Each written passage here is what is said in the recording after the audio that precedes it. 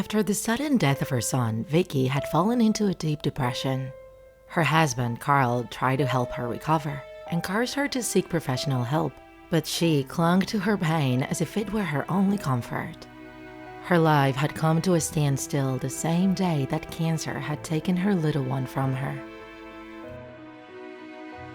One day, while searching for entertainment on the internet, Vicky saw a very strange advertisement. It promised a solution to their despair, a special doll that could bring back the memories and presence of deceased people. She closed the page, cursing how much people took advantage of painful situations for financial gain. However, something had stirred her inside. What would that doll do? Would they make them like people, and could they ease the pain of missing someone? The truth was that since the incorporation of artificial intelligence into today's life, anything was possible, even creating identical digital people. It could be something to do with her assumptions, and they didn't seem so crazy to her anymore. So she grabbed her cell phone, searched for the ad again, and contacted the seller. He assured her that the doll was more than just a toy. It would have the energy and memories of her son. So it's just a doll? She thought. It didn't inspire much confidence. But desperate to feel her son's presence again, she accepted the seller's fee to begin the creation process. When she mentioned it to her husband, he showed his discontent. "Please, Vicky, don't you see that they're taking advantage of you? A doll? But are you hearing yourself? I know it's hard, it's been hard for me too, but you have to start accepting reality. Jake is gone, honey." The woman began to cry uncontrollably. She was short of breath, she had a new anxiety crisis.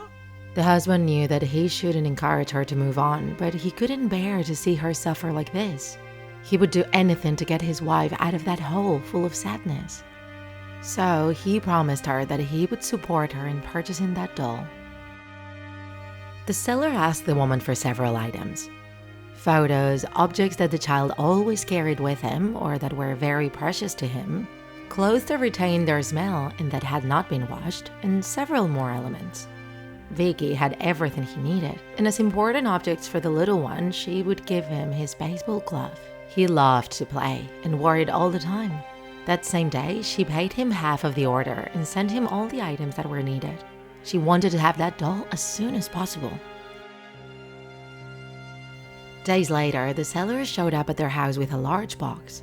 Vicky received him nervously and asked the merchant to go down to the basement. They went down the stairs and the woman turned on the lights. It was a spacious place, with boxes full of the little boy's objects. The parents had not found enough strength to get rid of them. The seller placed the box on a large table. Meanwhile, Carl watched them with a disapproving face, sitting on the stairs. Vicky, with a broken voice, asked him if that would really work. The man, with a big smile, replied that no one had ever asked him to return the money. Carl shook his head, regretting that he had let someone rip them off at their house. She watched expectantly as the seller carefully opened the box. Inside, wrapped in delicate paper, was a doll. As if he were presenting a treasure, he asked the woman to look inside. There was a doll of poor quality. It seemed to be made of rags. It didn't look anything like the child. You could only recognize his clothes and his baseball glove on his hand. The salesman was waiting for Vicky's impression, who still hadn't said a word. Then he asked her what she thought, but it wasn't her who answered, but Carl. "I'm gonna tell you what I think. It seems to me that you have laughed at the wrong family. You should be ashamed of taking advantage of other people's misfortunes. Did you charge us that much money for a rag doll? I thought you would try harder." Carl was about to throw that man out of the house when suddenly he saw his wife smiling while holding the doll in her arms.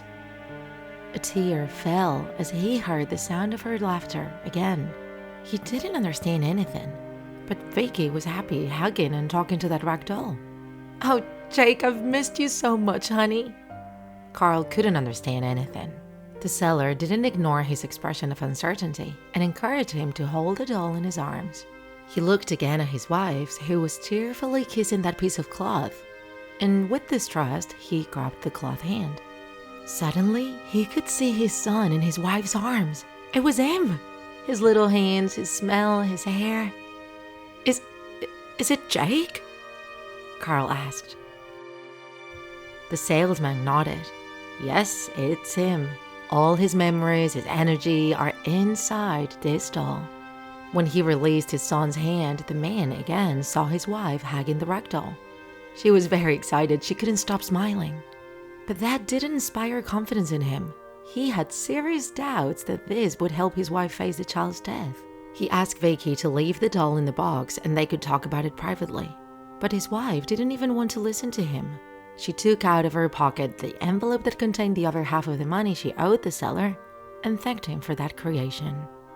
Before leaving, the merchant told them that they should talk about the instruction manual for that doll. He told them that their house was the place where his little one's spiritual imprint had been left.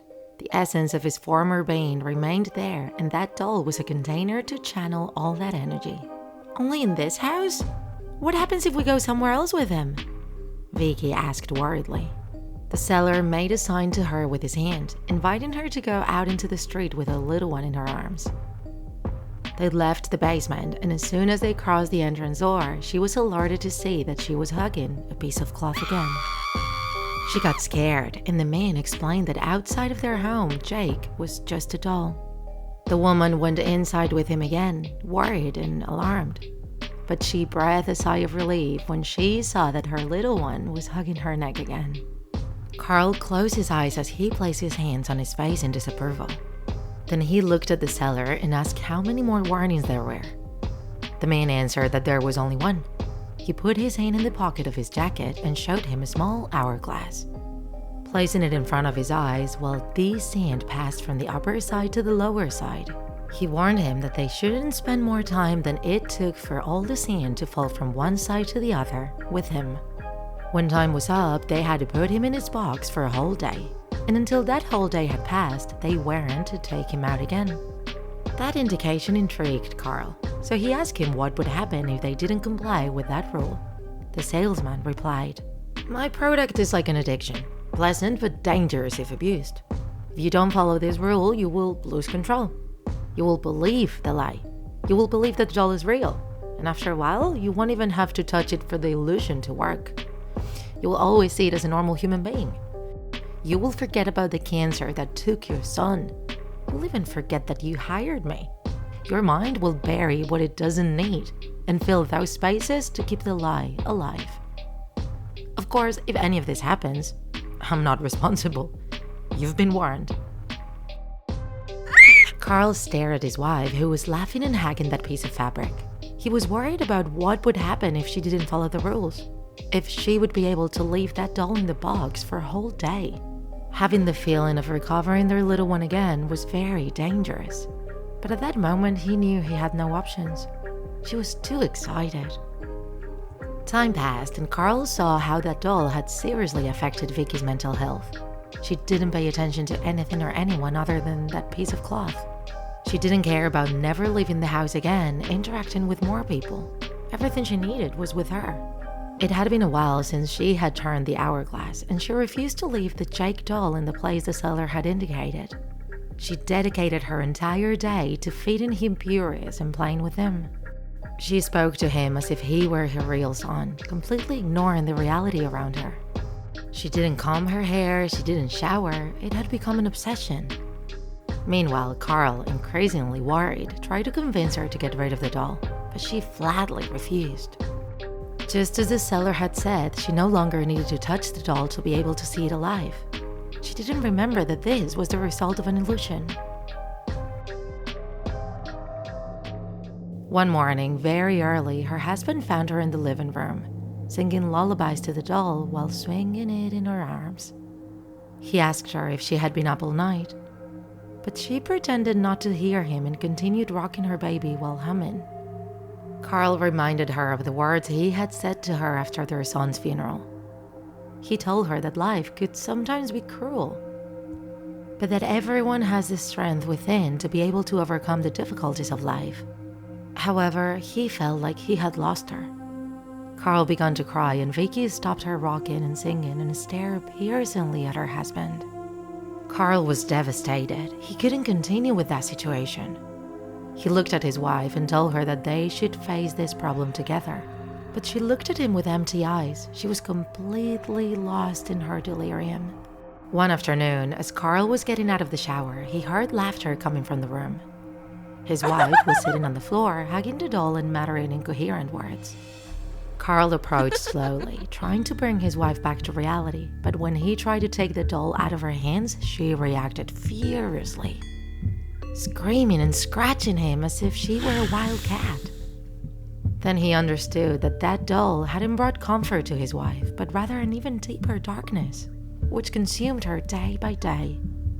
He was trapped in a nightmare, not knowing if he would be able to get his wife back or if that doll had taken her sanity forever. Once again, he insisted to his wife that she should stay away from the doll for a while, but she refused. "It's not a doll, he's my son." Carl sighed and asked again to put Jake in his box, although he knew that she wouldn't. She turned around and hugged her son again, speaking to him as if Carl had already left there. Then the man, very nervous, grabbed her by the arm and made her follow him to the front door. She tried to free herself while holding her little boy tightly in her arms. The woman began to scream and cry inconsolably, asking him not to do it, not to hurt her little Jake. Then, just before she walked through the door, he told her, "Vicky, I'm just going to take you outside so you can see what you really have in your arms." Right after, the man went outside and noticed how his hands were released from the fabric of his wife's dress.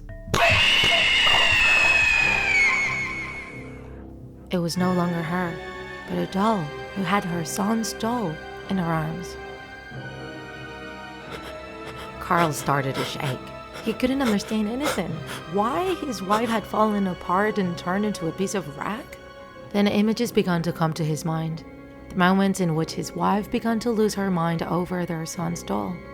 She had lost her mind, and although he had tried to help her, it had not been possible. Since she didn't listen to reason, Carl decided to put an end to the situation and hit the doll. Vicky kept insisting, asking him to give her son back, but he remained firm. It broke his heart to see how his wife suffered, but that doll had made her lose her mind. He had to put an end to that false illusion that their son was with her again. However, Vicky could not stand it. She had lost the person she loved most twice, and her life stopped making sense. She sank into darkness and ended up in the same cemetery as her little boy. After his wife's death, Carl went to see the seller again, demanding an explanation. That doll had ended his wife's trial and ultimately her life. The man replied, "I told you it wouldn't be my responsibility, friend. I explained the rules to you, you just had to comply with the instructions." Carl, desperate, asked him to bring her back. Vicky was his reason for life. Without her, nothing made sense. His love for her was the only thing that had made him continue fighting after his son's death. "Well, I'll need some photos, her unwashed clothes, and some valuable objects of hers." The salesman's words echoed in his head as Carl returned to reality and looked at the doll on the floor dressed in his wife's clothes. The illusion of seeing her alive had made him forget everything, even his own death. He didn't remember hiring the Dollmaker again, desperate to have Vicky back in his arms. He grabbed the doll and hugged it with tears in his eyes. Then he took her back inside the house, where the cloth turned back into skin, and his wife returned with him. "I'm so sorry, darling. I won't do it again. I won't take you out of the house again. I will stay with you always, I promise." Meanwhile, on the living room table, there were the 2 hourglasses that the seller had given him, and both were broken, with the sand scattered.